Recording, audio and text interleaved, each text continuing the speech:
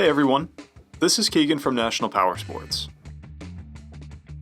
This 2011 Can-Am SPYDER RT SE5 with 17,718 miles runs well and passes New Hampshire State inspection. It comes equipped with ABS, traction control, cruise control, heated grips, an electronic suspension, multifunction 4-speaker audio system, reverse, and an electronic windshield. Stability and comfort punctuate the SPYDER RT, helping it stand out as a unique 3-wheeled vehicle. Powered by a 998cc V-twin engine, the SPYDER puts 100 horsepower and 76 foot-pounds of torque through a 5-speed transmission. The SPYDER offers spacious storage, sophisticated instrumentation, and rider comfort. It has a 30.4-inch seat height and weighs in at 928 pounds.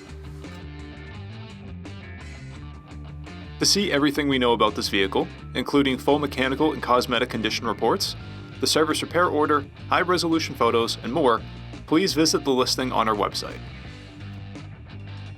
We have also purchased the CycleCheck's Vehicle History Report.